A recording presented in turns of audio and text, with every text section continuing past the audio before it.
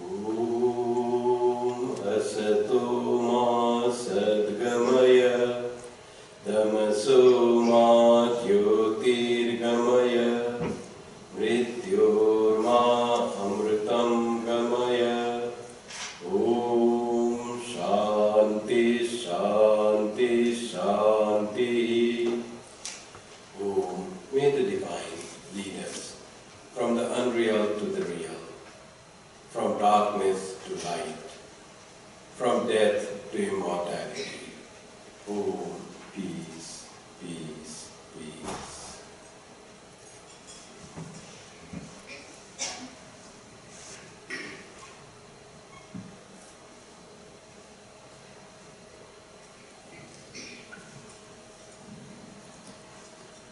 Today's hymn is Vedasara Shiva Stotra by Sri Adi Shankaracharya, and the brief meaning is: Praise Lord Shiva, who is Mahesha, who is Lord of demigods, who destroys the grief of demigods, who is resplendent, who is the Lord of the world, who has abundant ornaments, who has colorful eyes, who has the sun and the moon, the fire as 3 eyes, who is always blissful, who has 5 heads.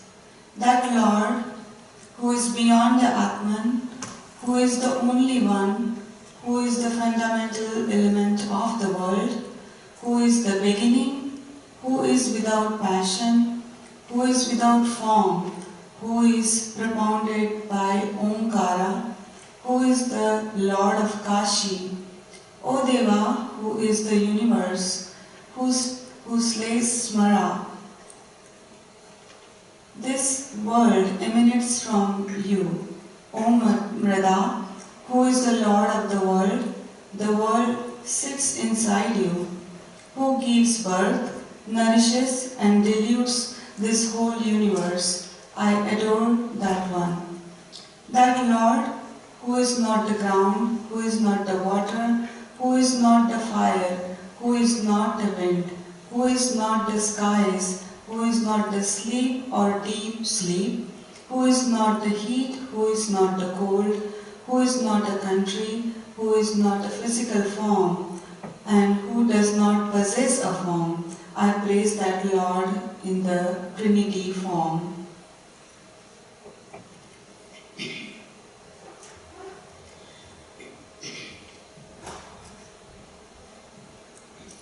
Ashunam patim parpanasham paresham gajendrasya pritim vasanam varenyam jatajutamati surat kangya varim jatajutamati Swami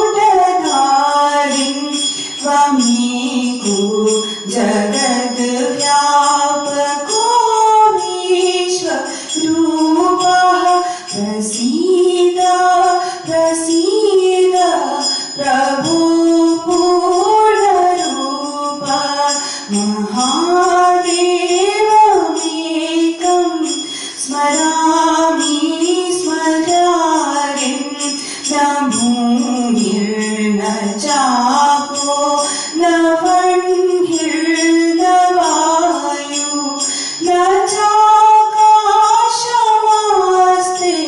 न तन्द्रा न निद्रा न ग्रीष्मो न शीतं न देशो न वेशो न ग्रीष्मो न शीतं न देशो न वेशो न यस्त्रास्ति मूर्तिं त्रिमूर्तिं तमीरे महादेवमेकं स्मरामि स्मरारिम् अजं शाश्वतं कारणं कारणानां शिवं केवलं भासकं भासकानां तुरीयं तमः पारमाद्यन्तहीनं प्रपद्ये परं पावनं द्वैतहीनं महादेवमेकं स्मरामि स्मरारिं नमस्ते नमस्ते विभो विश्वमूर्ते नमस्ते नमस्ते चिदानन्द मूर्ते नमस्ते नमस्ते तपोयोग गम्या नमस्ते नमस्ते तपोयोग गम्या नमस्ते नमस्ते श्रुतिज्ञानगम्या महादेवमेकं स्मरामि स्मरारिम् शम्भो महेश करुणामय शूलपाणि गौरीपते पशुपते पशुपाशनाशिन् काशीपते करुणया जगदेतदेका स्वं हंसि मासि विदधासि महेश्वरोऽसि।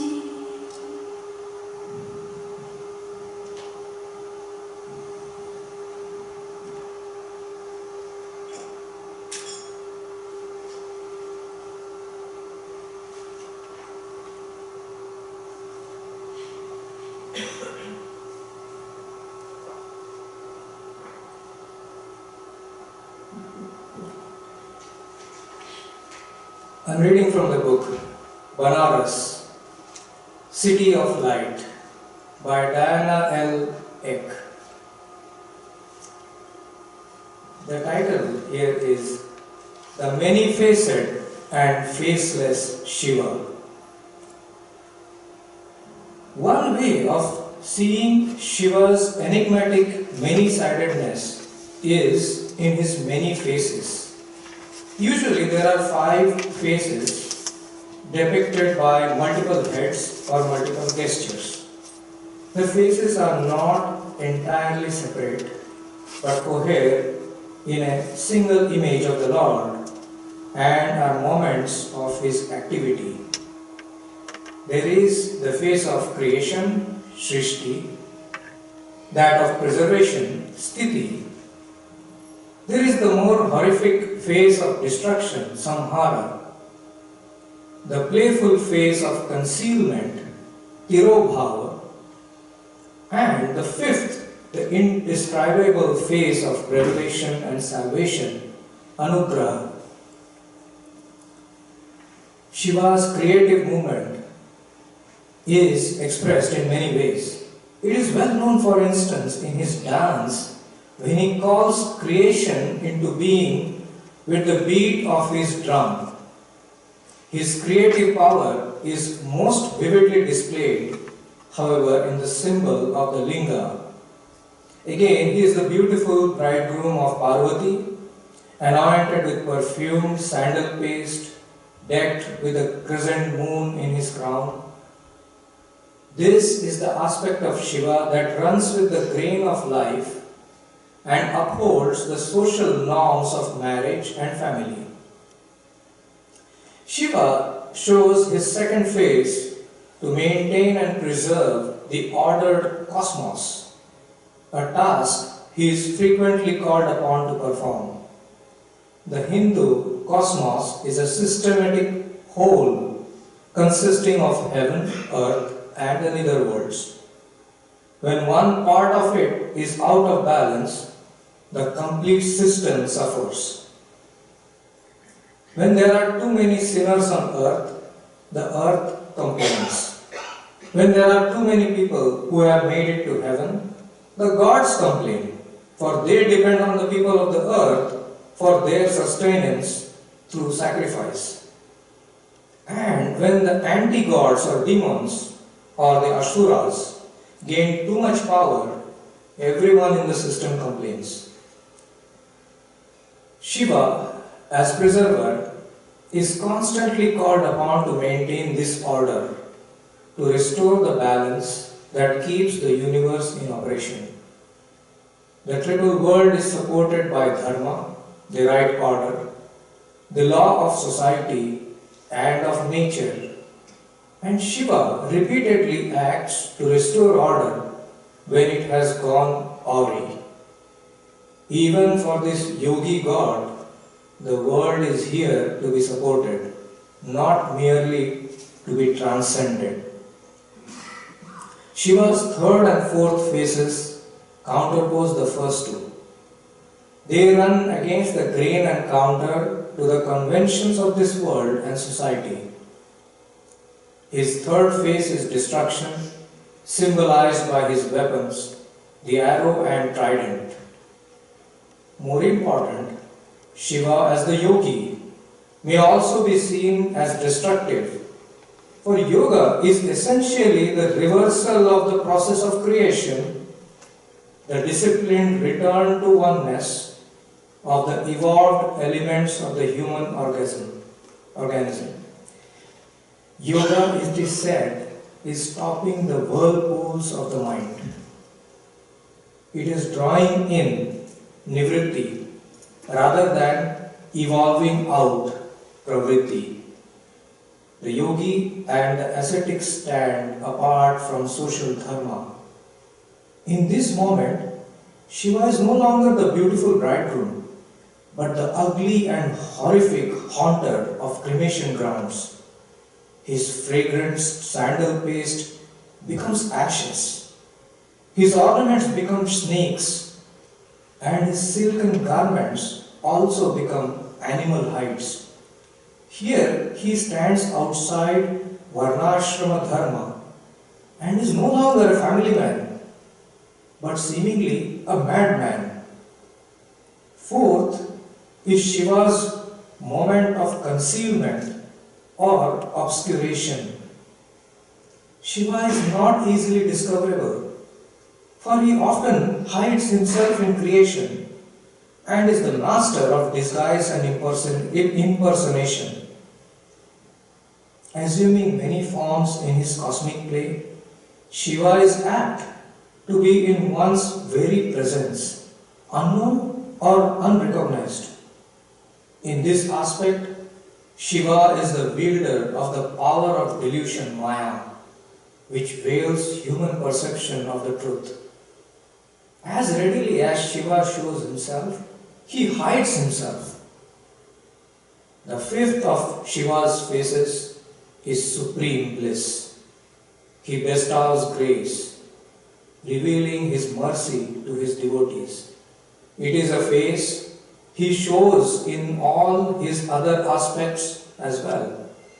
for he may save in the act of destruction or disguise as easily as in the act of creation or preservation. For example, in destroying the triple city with his flaming arrow, Shiva actually purifies and saves the anti-gods with that same flame. This face of Shiva is ever present behind his other masks. It is the face Shiva shows when he is fully known, and it is the face called grace, for it can be known only by the Lord's favor, and the knowing of it brings us liberation. Yes. Now, a short period of meditation.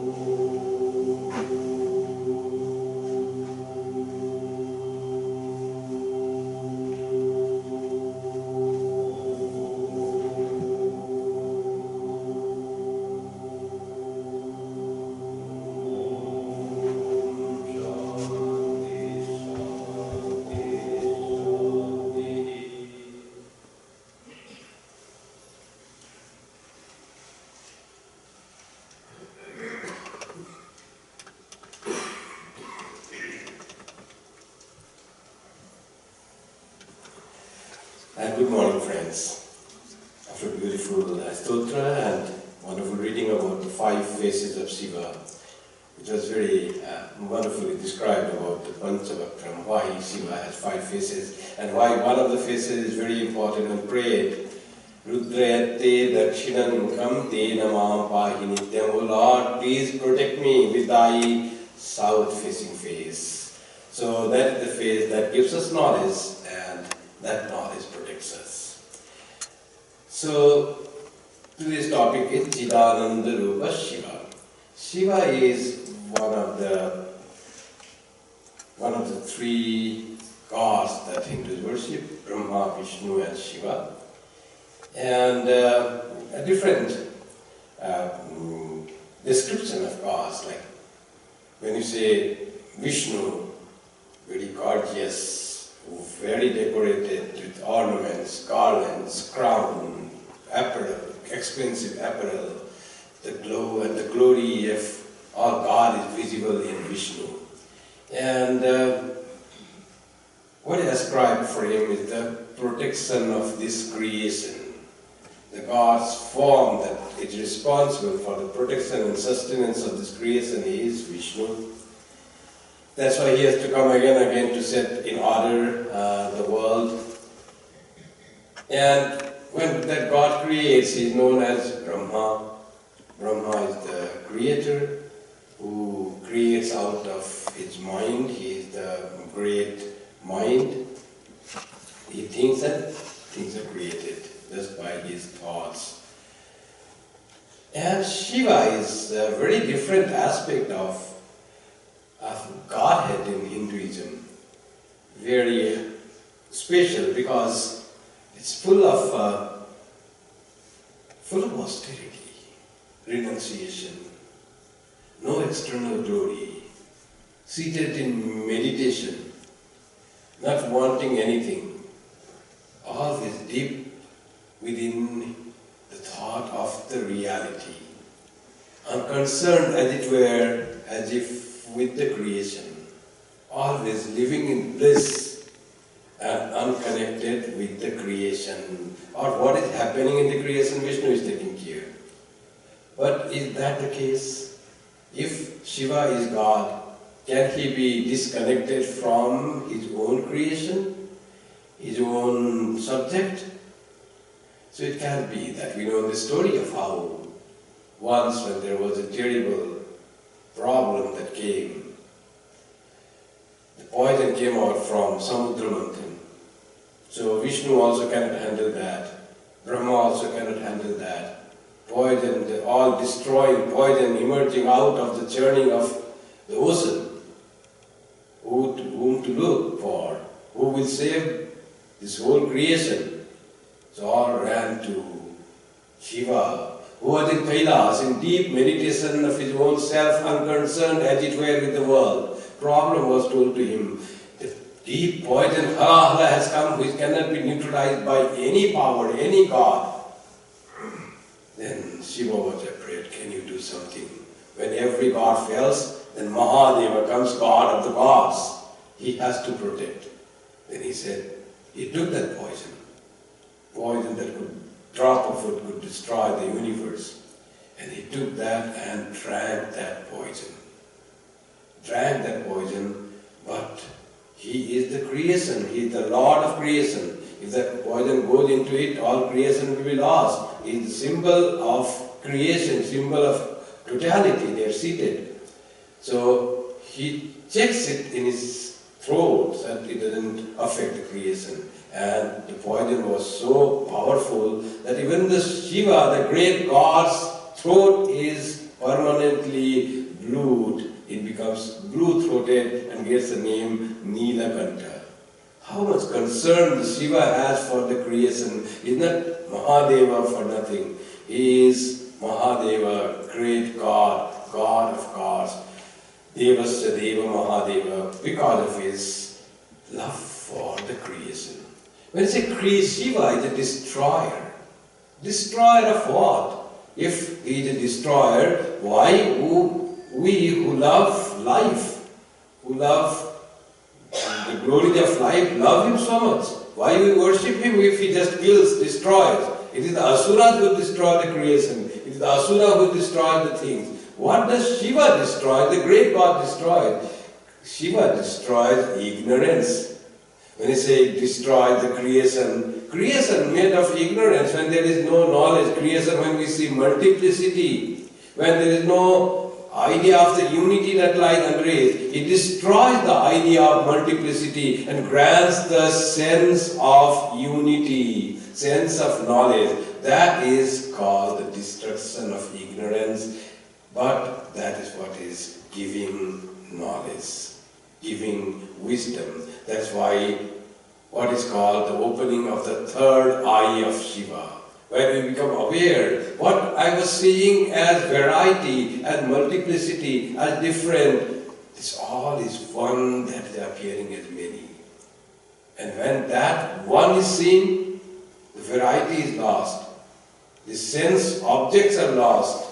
Duality is lost. We get established in unity. The world is lost, and what it stands in front of us is God. God in various forms. Forms might be there, but all become blissful and loving and adorable forms of most adorable God. That's what the Shiva's destruction means. Shiva protects with that knowledge. So that is the concept of Shiva, as it said in the scripture, that Shiva sits with matted locks, with Ganga coming from his locks, and he had smeared acid on his body. That is his decoration. No ornaments and golds and precious elements. Acid is smearing on the body. And what does it wear? What is it? Apparel. No silk clothes. Apparel is tiger skin, or sometimes called elephant skin. That's what Shiva wears, because he doesn't need anything. Why doesn't he need any glorious, acceptable, very nice objects of the world? Because he knows he is in full of bliss. What human beings seek joy in the things of the objects of the senses, Shiva knows that there is not the real joy. Real joy he has reached, attained, enjoying that bliss of the self-knowledge. And why does he need anything? He is full of bliss of the knowledge of the self, always in that state of yoga. He is Mahayogi, always in the state of yoga. That is wonderful concept of God as Shiva in the Hindu pantheon. Totally detached from anything that's worldly. No glory in the things of the world. All glory in the knowledge of the self. That is the concept of Shiva. God is, in fact, God is glory. God is splendor. God is creativity. And also God is austerity, renunciation, and knowledge of truth. God comprises all this. So glory, splendor is Shiva, creativity is Brahma, glory, splendor is Vishnu, creativity is Brahma, and renunciation and austerity and knowledge is represented by Shiva. You know the word God in Sanskrit is called Bhagavan. Bhagavan. One means one who possesses. What does he possess? He possesses Bhaga. Bhaga is splendor, glory.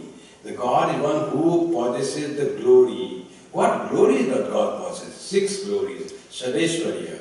What are these? Aishwarya is one. He is wealth or possesses sovereignty over the creation. Whole creation belongs to God. That is called Aishwarya.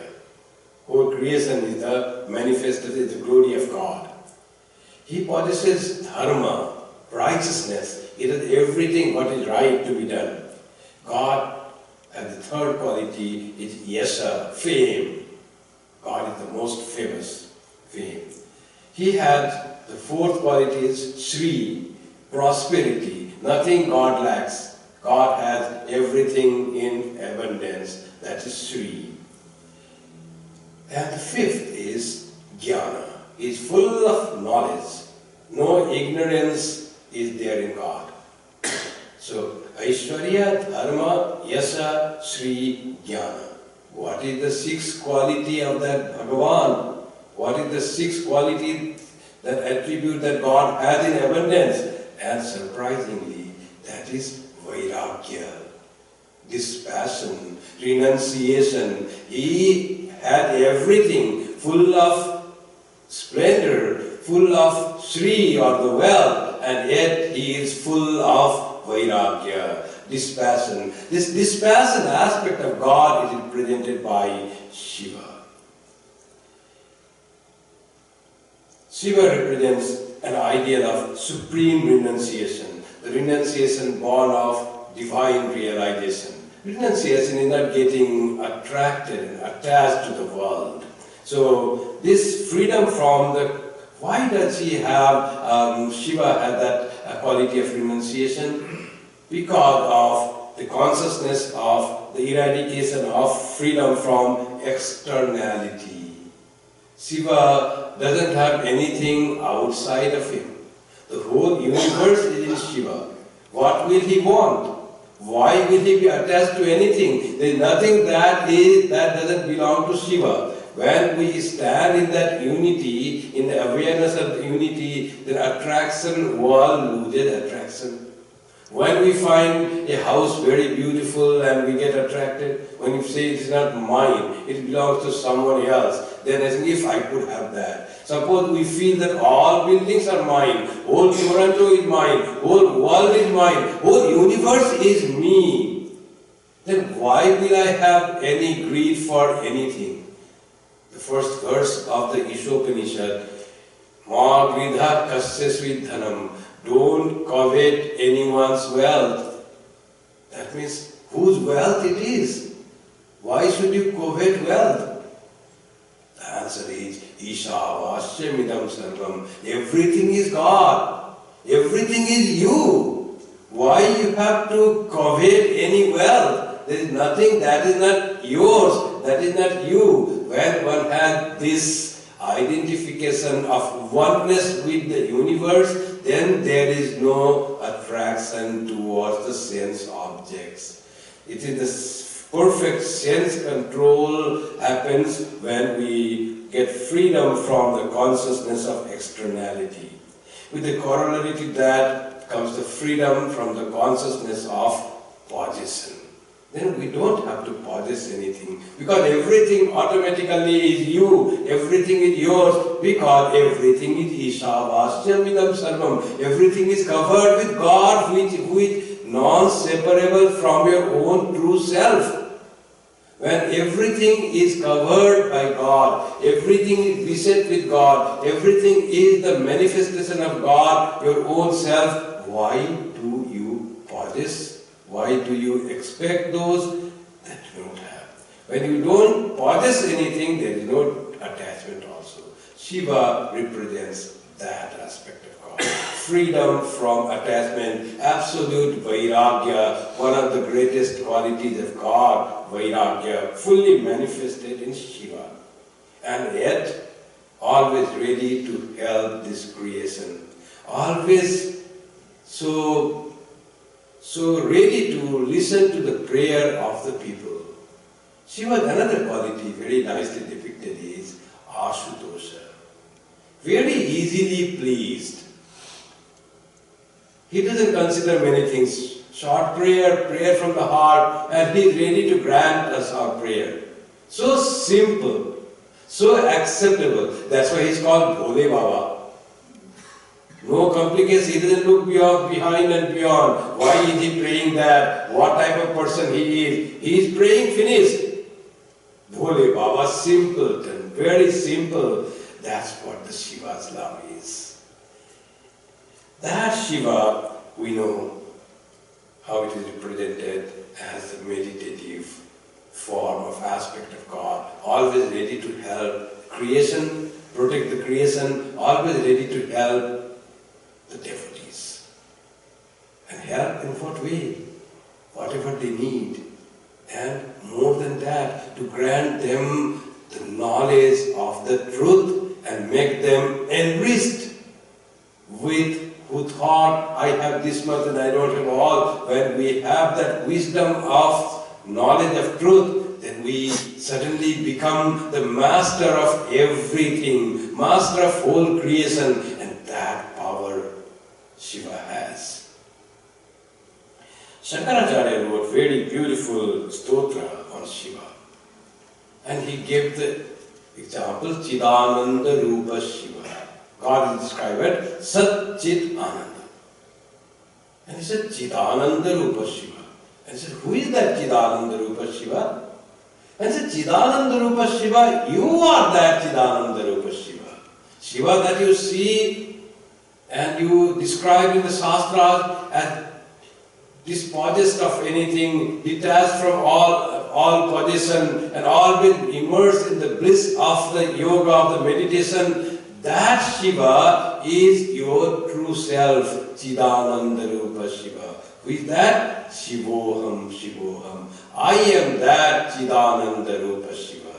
I am that pure consciousness. I am that supreme bliss. And that Shiva is my true nature.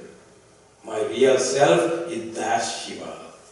Beautifully, Nirvana Shatkam is the verse, is the stanzas of 6 stanzas on Nirvana, on truth, bliss of the truth that Shankara wrote. In every stanza ends with Chidananda Rupa Shivoham Shivoham. So, when we have that consciousness of myself as Chidananda Rupa Shiva, then automatically I become free from all attachment, all worries and anxieties, all fear. I am consciousness, and the pure consciousness is indestructible. It is not today I have and tomorrow it will be lost. I am that pure consciousness on which its whole this creation seems. Its creation is just an appearance on that pure consciousness, that Chit. And that Chit is very much the form of bliss manifested as love. When I can realize myself as Chidananda Rupa Shiva, whole universe, whole world transforms in front of me from a person whom should I deal. Some are good, some are bad, some are acceptable, some are not acceptable. All that changes and whole being of variety become all acceptable, all lovable, all my own. Varieties might be there, but none is other than my own self. That is the Chidananda Rupa Shiva that Shankara describes. And when we have awareness that of ourselves as Shiva, naturally our attraction to the sense objects just drops. What is there to ask for? What is there to gain? What is there to achieve? Nothing is important for me because I am that all glorious, infinite, all loving, blissful self by myself. Nothing external is there, no sense object, what we see or hear or possess or touch can make me richer. I am so enriched with the knowledge of my true self. That is Chidananda Rupa Shiva. Now this idea of Chidananda Rupa Shiva takes us from multiplicity to unity, from sense objects to God. What is the path to this progress in this knowledge? Sri Krishna says in the Gita, you have to have spiritual practice. And how to live spiritual practice? Should I do day and night Om Namah Shivaya Japam? Give up everything, my duties, responsibilities, creation, and do Om Namah Shivaya Japam all the time, day and night? Sri Krishna says that you can't sustain. You can't do that. That may come after a long practice. Then how should I progress now? Moderation. Yukta hara viharasya, yukta chestasya karmasu, yukta swapna vabodhasya, yogo bhavati dukkha. All your suffering, existential suffering will be all gone. Dukkha will be it will be removed if you can practice moderation in what? Yukta ahara vihara. In eating, be moderate in eating. And vihara in recreation. Also you perform your recreation whatever is needed, but be moderate. Yukta ahara viharasya, yukta chestasya karmasu. In work also, be moderate. Don't overwork. Take all other things in consideration. Yukta chestasya karmasu, yukta swapna avabodhasya. Don't keep awake whole night. Even in spiritual practice at this stage, it is not possible. If you want to do japam one day, whole day, next 5 days you will not do japam because you will be sleeping tired. That's why yukta swapna, sleep in time, have a sleep of 6 hours, 7 hours as you need. That is important for spiritual practice. Yukta avabodha. And waking also you keep in moderation. Everything you do in moderation and continue with your worship, good dealing, friendly behavior, treating all as your own people and loving everyone and not seeing faults and judging others and seeing only defect. No, not doing that. Seeing good everywhere. To that you will realize that you are that Shiva who is always devoid of sense object, attraction to the sense object. You will not be ever caught by this world. This world is ready to catch ignorant person with a sticky object. like they have insect catching flowers. They fit an insect caught in that sticky material. That is the world. But as Sri Ramakrishna said, you want to crack open the jackfruit, which is sticky liquid, sticky juice, then smear your hand with oil, and that oil is the awareness of the self. How glorious you are! You are Shiva himself, and why the things of the world should make you attracted, make you suffer, make you feel bad, make you tense, worried. This world does not have power to do unless you yourself become small and think you are weak, think you are little, and then only what will do. When you rise to the glory of your real nature as Shiva, as Chidananda Rupa Shiva, you are immune to the power of the world to destroy you, to give you suffering, to make you unhappy. World has no power. So much of power is given by God to us to make us immune from the negative effect of this world where we are.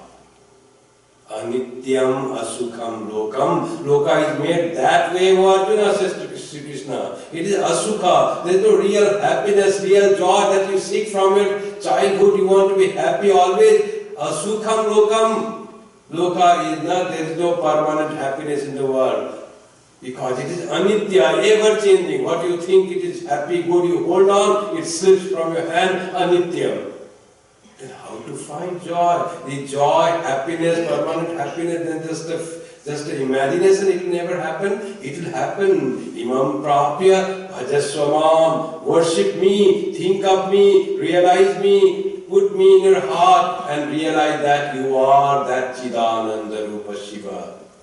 Do that and you will be always happy. Anityam Sukham Lokam becomes Nitya Sukham Lokam. That is the prescription that Sri Krishna gives. Just you worship me, Bhajaswamam. That's what Chidananda Rupa Shiva concept comes.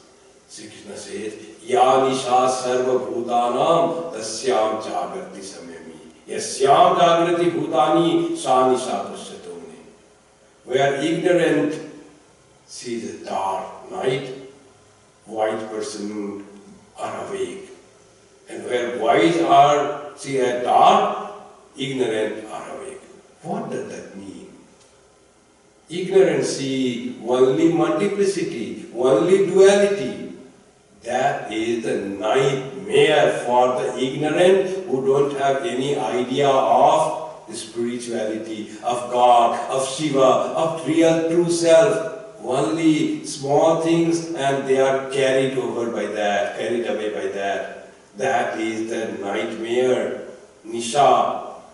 What do wise see there? What Muni see? Muni see all God. It's all one. Maybe variety, little temporary things. Someone happy, someone praising, someone insulting, someone becoming angry, someone is rude, someone is kind. That is the nature of the world. Doesn't mind at all. It is all divine play. God in various ways playing in this world. Some are rude God, some are kind God. All are my beloved God in different forms. Yogi keeps awake in that oneness, in the awareness of God. And yogi is asleep in the awareness of duplicity, in the awareness of multiplicity, in the awareness of temporary happenings that happen in the world. That's how Sri Krishna says. Swami Vivekananda very nicely describes in one of the, Swami Vivekananda was fond of Shiva. In fact, Shiva is the deity god of all yogis and sannyasis. And Swami Vivekananda wrote one beautiful poem on Shiva. And that poem, Shiva Stotram, its translation is how he describes Shiva, you see. May my luminous love fasten firm to him, to Shiva, in whom arise visions of glories immeasurable. May my luminous love cling to him, who is utterly pure, like the sky, who is Lord of all, having no Lord over himself. Shiva is God of gods. There is no one above Shiva. May my luminous devotion, luminous, burning, conscious, may my luminous devotion be attached to Him, by whom all delusion is destroyed. Delusion of duplicity, delusion of multifariousness, delusion of short-sightedness, by whom all delusion is destroyed, in whom Lordship is forever existent. May it be attached to Him, who manifesting surpassing love is named the great God, the firm embrace of Him, love itself reveals within the heart the infinity of being, the falseness of the worlds. I salute mind, which had its support in Shiva, but has lost its pristine perfection and assumed misshapen forms. I salute mind, in which all the impressions of the past are blowing like a furious tempest, stirring of energies violently, like waters lashed into furious waves, in which flows ceaselessly the dual current of the sense of I and thou. There is the hold of Shiva. Always says I and you, and that is the delusion. It is all I or all you, all is Shiva. I worship Shiva, in whom ideas of cause and effect, thoughts and impressions, and countless varied forms become the real one. I worship Him, in whom, when the wind of change is calmed, there is neither within nor without. I worship Him with the perfect stillness of the mind of the yogi, in deep meditation, is the manifestation of Shiva, in perfect stillness. Fifth stanza. He whose thunderous laughter is the flood of knowledge.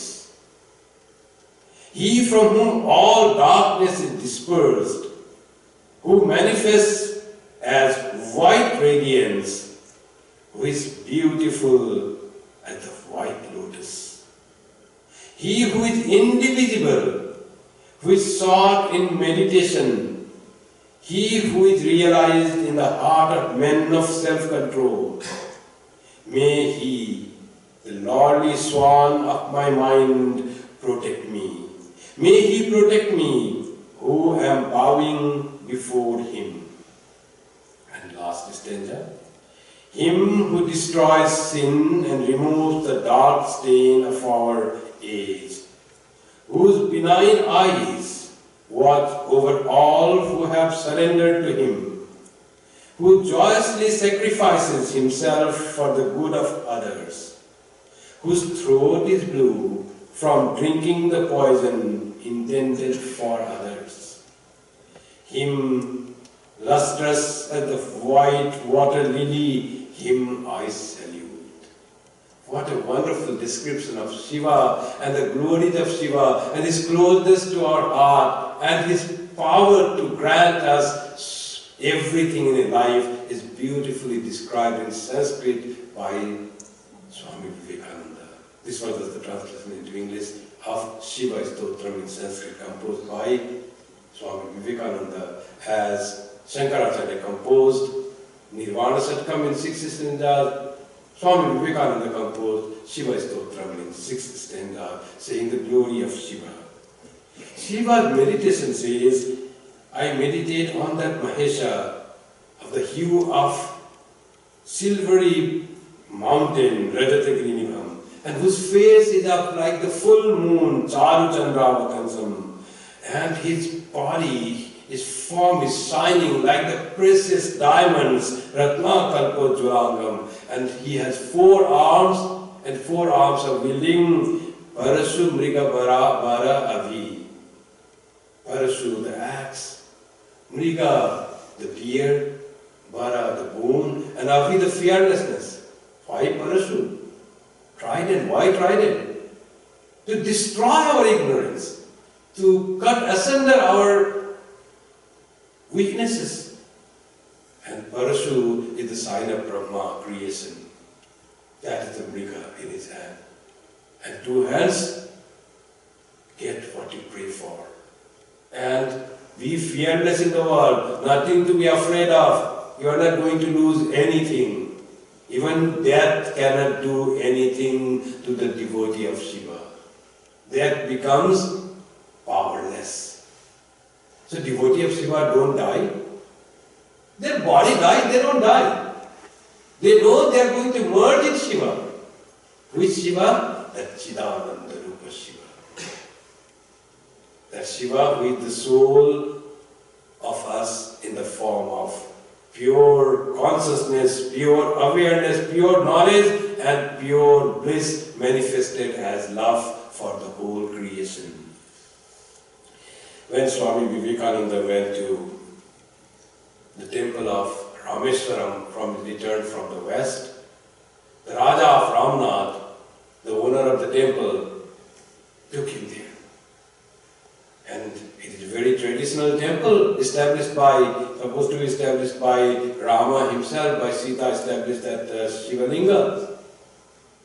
That's called Rameswaram. And the king said, Swamiji, can you say something? Can you speak something?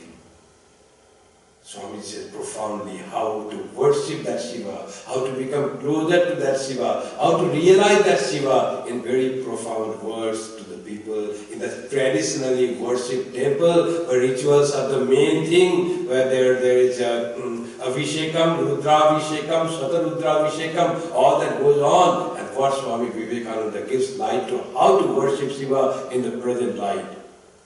If a man goes with an impure mind into a temple, he adds to the sins that he had already and goes home a worse man than when he left it. Tirtha, a place of pilgrimage, is a place which is full of holy things and holy men. But if holy people live in a certain place, and if there is no temple there, even that is a Tirtha.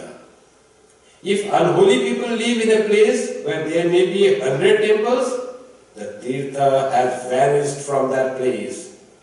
And it is most difficult to live in a Tirtha, for if sin is committed in any ordinary place, it can easily be removed. But sin committed in a Tirtha cannot be removed. What a very profound and very word that we should remember. When you come to the place of worship, like temple, if certain thoughts of unfriendliness, thought of anger comes in our mind, how harmful it can become in the temple to think of ill of others, to criticize others. So it is difficult to get clear of that. We should be very pure when we come especially into a temple, into a place of worship, so that we can retain that quality. Otherwise, if we have no self-control and we think evil, ill, become angry, use rude words, those qualities are not going to be clear. What important words Swamiji said and told us. When you are in the temple, you have to be kindest, sweetest, most truthful. And you should see everyone as yourself manifested, as God manifested. If you see something else, that is wrong, that is evil. So all should be very dear to you. Wonderful message Swamiji gives there. This is the gist of all worship, to be pure and to do good to others. He who sees Shiva in the poor, in the weak, and in the diseased, really worships Shiva. And if he sees Shiva only in the image, his worship is but preliminary. He who has served and helped one poor man, seeing Shiva in him, without thinking of his caste, or creed, or race, or anything with him, Shiva is more pleased than with the man who sees him only in temples. See Shiva in every being. Shiva in the person in front of you. See Shiva in your own being. Swami Vivekananda liked to compare Sri Ramakrishna with Shiva. In his song, he says, Jaya Jaya Arati Tomar, Hara Hara Arati Tomar, Shiva Shiva Arati Tomar. And Sri Ramakrishna, in the thought of Shiva, he had to go and dance like a Shiva. Just that was for the boy Gadadhar was assigned. Dressed up as Shiva, go and take the Damur and Trishul and do some dance. He went on the stage, was totally in deep meditation. He was into the awareness of Shiva himself. He was Chidananda Rupa Shivoham, that awareness he had. Didn't he say that what Swami Vivekananda explained in the Rameswaram temple, isn't it from Sri Ramakrishna? Shiva Jnane Jiva Shiva. Serve the human beings, serve every living being in the knowledge that Shiva resides in him, that it is God manifested in that form, and then you will have spiritual illumination. If our goal is to realize God, is to attain the bliss of life, is to realize the culmination of human life, then we have to try to see Shiva present in everyone and Shiva present in our own hearts. The Shiva in the form of Chit and Ananda, Chidananda Rupa, Shivoham, Shivoham.